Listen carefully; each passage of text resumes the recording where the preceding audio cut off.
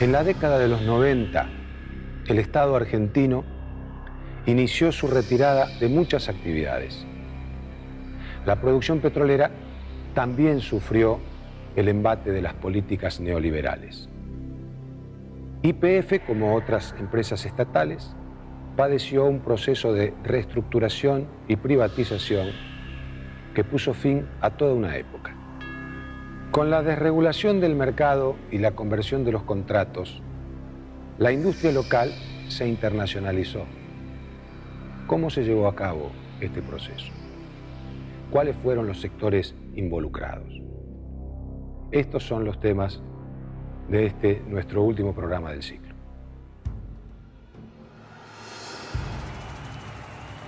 El 8 de julio de 1989, Carlos Saúl Menem asumía la presidencia de la nación. El país sufría una grave crisis inflacionaria y el traspaso del poder se tuvo que adelantar. El nuevo presidente encaró un profundo programa de reforma económica orientado a la desregulación, privatización y apertura de los mercados de bienes y servicios. Para darle más margen de maniobra al gobierno de Menem, el Congreso sancionó las leyes de emergencia económica y reforma del Estado. El sector petrolero y fundamentalmente YPF sentirían directamente el impacto de estas medidas.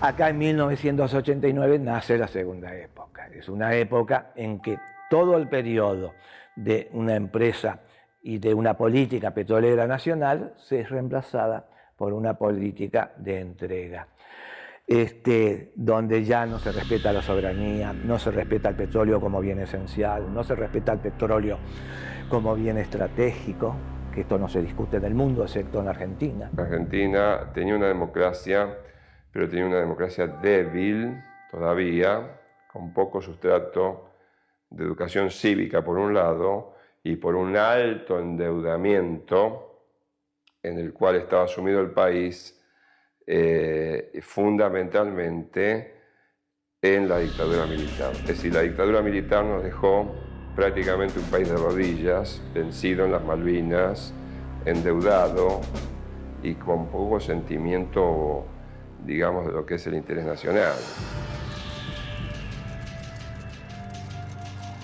En la segunda mitad del año 1989, Menem firmó 3 decretos con el fin de fomentar una mayor participación de las empresas privadas en el país. YPF fue obligada a transferir muchas de sus regiones productivas a grupos privados, tanto locales como internacionales. Así se dio el primer paso del proceso que años más tarde concluiría con la privatización de la empresa. La acción de YPF como primera petrolera estatal de Occidente, fue la primera petrolera estatal de Occidente, es un aporte espectacular. Eso lo destruyen, lo destruyen en el 89 Menem, con 3 decretos desreguladores de toda la actividad petrolera, que es el decreto 1059, el 1212, y hay un tercero que no recuerdo ahora, todos del año 89, destruye 82 años de una misma política de Estado donde todas las fuerzas políticas argentinas habían coincidido. Todas. El radicalismo, el peronismo, incluso los gobiernos militares habían respetado YPF. En 1989 la Argentina sufría una profunda crisis fiscal. Para tratar de revertir el déficit, el gobierno de Menem resolvió desprenderse de activos públicos. Uno de los argumentos que alegó fue que las empresas estatales eran ineficientes y generaban pérdidas. Desde el Ejecutivo se dictaron medidas que aseguraran reglas de mercado ventajosas para los potenciales compradores. YPF se la engañó, se le hizo una campaña. Tenemos que recordar todavía esa frase, la única empresa petrolera del mundo que daba pérdida. No era la única empresa petrolera del mundo que daba pérdida. Era una empresa petrolera más que no daba pérdida, pero tenía una inversión social importantísima, como tienen hoy todas las petroleras del mundo. Se licitaron para explotación áreas de alta y de baja productividad. YPF mantuvo participación, pero fue obligada a ceder la mayoría accionaria al consorcio adquiriente, compuesto por empresas locales en asociación con grandes multinacionales. Por estas operaciones, el gobierno obtuvo cerca de 1.300 millones de dólares. Los contratos de servicios que había firmado YPF en décadas anteriores con empresas privadas se convirtieron en contratos de explotación. Las áreas que comprendían estos contratos producían 1/3 del petróleo del país. Los más importantes provenían de la época de Frondizi. De todos los contratistas privados, la que más áreas de producción tenía a su cargo era la empresa local Pérez Compán. La negociación de los nuevos contratos se hizo por fuera de YPF, entre funcionarios del gobierno y representantes de las empresas privadas. Todo el proceso estuvo salpicado de sospechas de corrupción y favoritismo. YPF era la dueña original de las áreas, pero mantuvo solo el 11% de la superficie. Así comenzó el proceso de desguace de la petrolera estatal.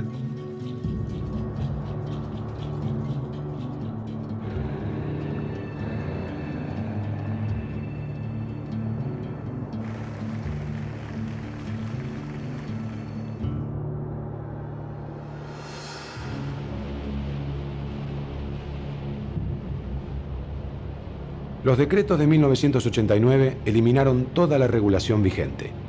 Se liberaron los precios de exportación y se levantaron todas las barreras arancelarias. También se permitió la libre construcción de nuevas refinerías y estaciones de servicio. La producción pasó parcialmente a manos privadas y se incrementó gracias a las condiciones ventajosas que implicaban los precios desregulados. De igual manera, se dejó de lado el sistema de cuotas por el cual se asignaba crudo a las refinadoras, que debieron comenzar a gestionar de forma independiente su aprovisionamiento con los proveedores locales o internacionales. En 1991 se puso en marcha el Plan Argentina, orientado a la exploración que establecía el acceso a las áreas con potencial petrolero en igualdad de condiciones para todas las empresas. YPF no tenía ningún privilegio frente a las privadas. Todo el territorio en continente y en la plataforma submarina se pasó a licitar cada 2 meses. La empresa que ofrecía un compromiso de inversión mayor recibía un permiso para explorar la zona por 2 o 3 años. En el caso de producirse un descubrimiento, el inversor recibía una concesión de explotación por 25 años que se podía extender otros 10. Estaban obligados a pagar regalías por el 12% de lo que producían. De esta manera, YPF perdía todas las ventajas y privilegios que la habían hecho una empresa líder y se preparaba el terreno para su total privatización. Lo que hizo la política del doctor Menem es correr a YPF primero. Este es el primer paso hacia la privatización, dejar el campo orégano, por decirlo así, para que el sector privado avanzara. La segunda etapa fue dividir y privatizar algunos de los grandes yacimientos de YPF, y la tercera fue directamente privatizar YPF. YPF fue tratando de ser eliminada, directa o indirectamente. Hay todo un proceso que hay que definirlo como fuertemente corruptivo, como deben haber sido son las grandes privatizaciones del mundo. El proceso de privatización se inició a mediados de 1990 con la llegada de José Estensoro a la presidencia de YPF. A los pocos meses, el presidente Menem, nuevamente por decreto, la convirtió en una sociedad anónima. Así se inició una reestructuración total de la empresa. En 3 años, YPF se desprendió de 3 refinerías, terminales marítimas, la flota de mar y aviones por más de 2.000 millones de dólares. También se encaró un proyecto de tercerización de servicios. La planta se redujo de 50.000 a menos de 10.000 empleados. La privatización fue impuesta desde afuera. Primero desde afuera de la empresa, es decir, hubo un gobierno que es el gobierno del doctor Menem, que se enamoró del concepto de las privatizaciones y lo implementó de una forma, digamos, muy veloz. En septiembre de 1992, una nueva ley declaró a YPF sujeta a privatización. No podemos más que felicitarnos de estos diputados que han dado el quórum, que han hecho funcionar la Cámara, pero creo que hoy es un día de júbilo, hoy es un día de festejo para la Argentina, que desde hoy el petróleo pasa a ser de las provincias, YPF pasa a ser una empresa que cotiza en bolsa, que va a tener inversión privada, y el dinero que de esto surja es de los jubilados. Miles de millones de dólares pasan del patrimonio del Estado a los jubilados. Al mismo tiempo, se transfirió el dominio de los hidrocarburos a las provincias, cumpliendo con un viejo reclamo de las jurisdicciones petroleras. La ley determinó que debían venderse no menos del 50% de las acciones, que fueron divididas en 4 categorías. Clase A, las del Estado Nacional; B, las de las provincias; C, las de los empleados; y D, las de los inversores privados. En casi todas las privatizaciones que se llevaron a cabo en los años 90, se decidió vender la mayoría accionaria y, por lo tanto, el control de la empresa a un único grupo empresario. El caso de YPF fue distinto, pero los resultados, en el largo plazo, similares. De la mano de la reestructuración liderada por Estensoro, los capitales estatales se iban alejando de YPF. Todo el proceso con estas empresas intermediarias que son locales de las empresas extranjeras y cobran comisiones, algunas fuertemente. Hacer la política de la entrega de la soberanía en el sector petróleo y de la amplificación de la corrupción en la Argentina tiene estos premios, y estos son el fin de estas empresas intermediarias. La venta pública local e internacional de acciones se hizo en julio de 1993. El Estado mantuvo el 20% del total de acciones y el derecho a veto sobre determinadas decisiones, en particular sobre un cambio de control en la compañía. Los empleados mantuvieron el 10% correspondiente al programa de propiedad participada, aunque lo venderían pocos años más tarde. Algo similar ocurrió con las provincias, que recibieron una cantidad importante de las acciones para compensar deudas por regalías mal liquidadas. La excepción fue Santa Cruz, que mantuvo sus acciones hasta fines de la década.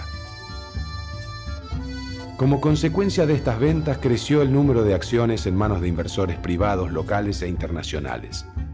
El capital accionario de YPF se extranjerizó rápidamente. Bueno, lograron eso, vender todo con el beneplácito y el aplauso de las clases populares, lo cual es un tema que debe ser motivo de un análisis muy particular. Es decir, se puede aplaudir aún las cosas que nos hacen mal. En los años posteriores, YPF desplegó un proceso de expansión fuera de la Argentina. Hizo inversiones en países vecinos, Bolivia, Chile, Brasil, y adquirió una compañía estadounidense, Maxus, con activos en diversas regiones petroleras del mundo. La idea de una YPF privada argentina avanzaba, pero en 1995 José Estensoro muere en un accidente de avión, lo que significó un duro golpe para el proyecto. La otra gran empresa nacional de hidrocarburos, Gas del Estado, también fue privatizada inconstitucionalmente con el bochornoso voto del diputrucho menemista.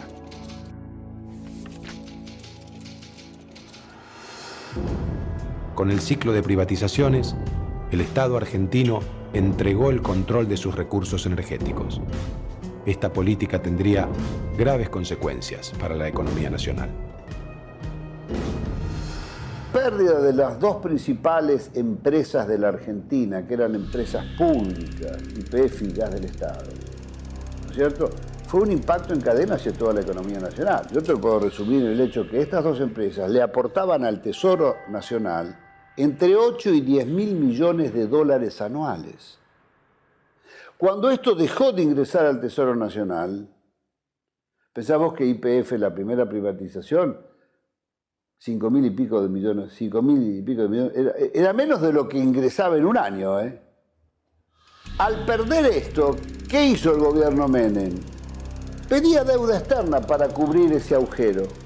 La privatización del petróleo y el gas significó el gran endeudamiento de la Argentina, más que toda la deuda externa junta.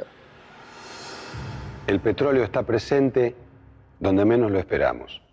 Muchas veces nos ponemos un poco en la cara y en el cuerpo, porque a través de sus derivados lo encontramos también en los cosméticos.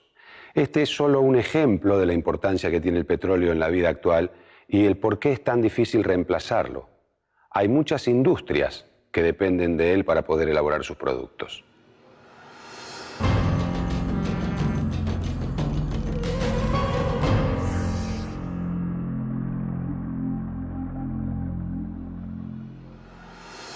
Los derivados del petróleo en cosmética se usan como excipientes, es decir, un material que funciona como soporte para las sustancias activas. Por ejemplo, en este lápiz de labio, el pigmento rosa está mezclado con parafinas extraídas del petróleo que sirven para que el color se adhiera mejor a los labios. Las mismas parafinas se utilizan en las cremas, porque al ser hidrofóbicas, es decir, que no se mezclan con el agua,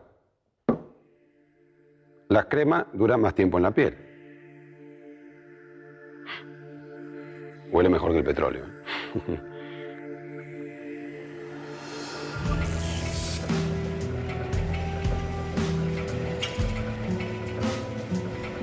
Como había ocurrido a fines de los años 50 con el programa de Frondizi, el resultado inmediato de la privatización fue un aumento de la producción. La de petróleo aumentó un 84% entre 1989 y 1998 y la de gas un 60%. YPF se mantuvo como el principal productor con casi el 50% del total.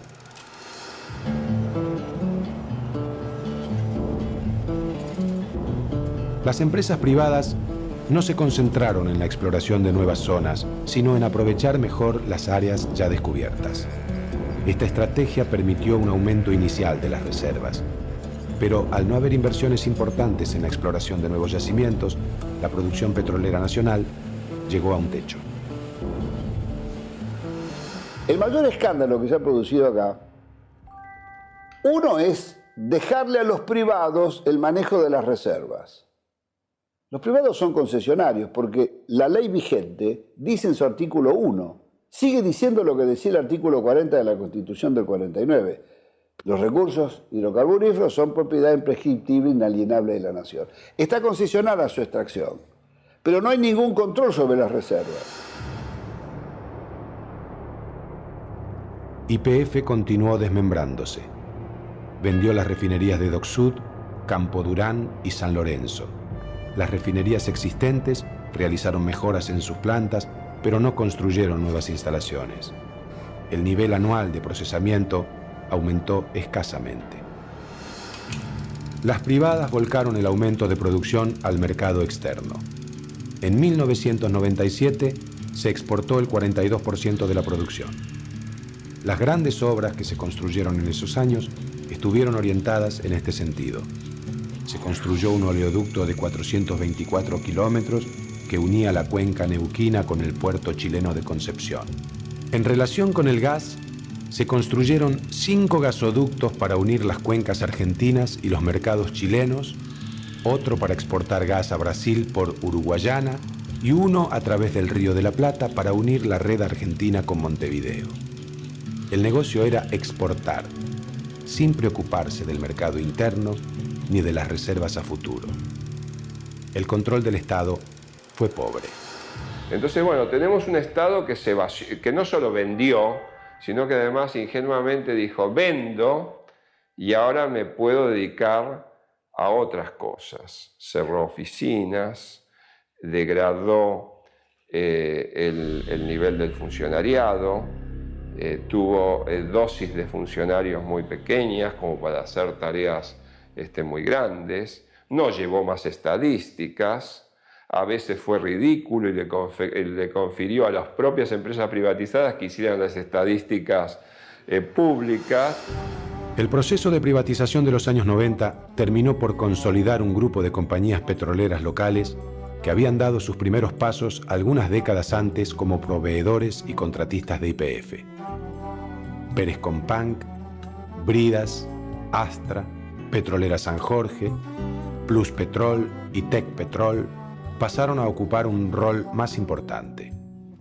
A este grupo se sumó la propia YPF en igualdad de condiciones luego de su privatización. Si bien los accionistas estaban diseminados por el mundo, la dirección de la ex estatal estaba todavía en manos argentinas.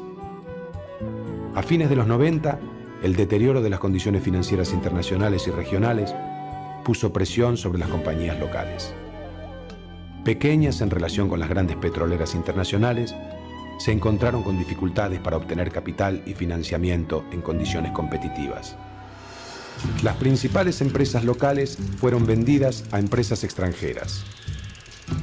Astra fue adquirida por la española Repsol. Petrolera San Jorge fue comprada por Chevron.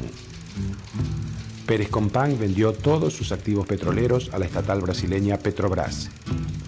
Finalmente, el gobierno nacional decidió vender sus acciones en YPF. La única oferente fue la española Repsol, que se convirtió prácticamente en la única accionista de YPF Sociedad Anónima. Al finalizar la década de los 90, la industria petrolera argentina estaba completamente privatizada y en manos extranjeras. Nos dijeron que con la privatización íbamos a tener autoabastecimiento, mantener el autoabastecimiento, se mantuvo el autoabastecimiento, se exportó como loco sin pensar en las reservas, y de 14 años de reserva, ahora estamos en 7 apenas, de 35 años de reservas de gas, estamos apenas en 7 años de reserva de gas, y esto entonces muestra los resultados. El saldo de las privatizaciones fue muy negativo para el país. El crecimiento de la producción de petróleo llegó a un límite en 1998 y a partir de 1999 comenzó una caída sostenida. Los principales yacimientos han declinado en su producción, lo que hace que casi no queden grandes saldos exportables como en los años 90. Como ocurriera durante todo el siglo XX, el sector energético entró en crisis una vez más.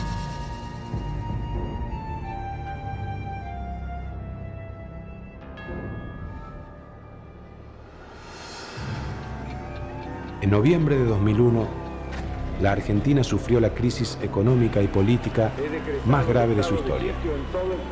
La renuncia del presidente Fernando de la Rúa, en medio del estallido social de diciembre de ese año, desembocó en una gran recesión. La paulatina salida de la crisis encuentra al país en una situación de fragilidad energética. La estabilización institucional lograda a partir de 2003 no parece haber incidido en las políticas petroleras. Los pasos dados desde entonces han sido escasos. Hoy la Argentina debe importar petróleo y gas. Sus yacimientos están en manos extranjeras. El único descubrimiento de importancia de los últimos años fue hecho por Pan American Energy en la provincia de Chubut. En 2007, el grupo Petersen, de capitales argentinos, compró el 14,9% de las acciones de YPF y se prevé que adquiera otro 10% en los próximos años. Sin embargo, también en 2007, fue renovado el contrato con Pan American Energy en Cerro Dragón hasta el año 2047. La pérdida de soberanía en materia de hidrocarburos parece estar lejos de revertirse.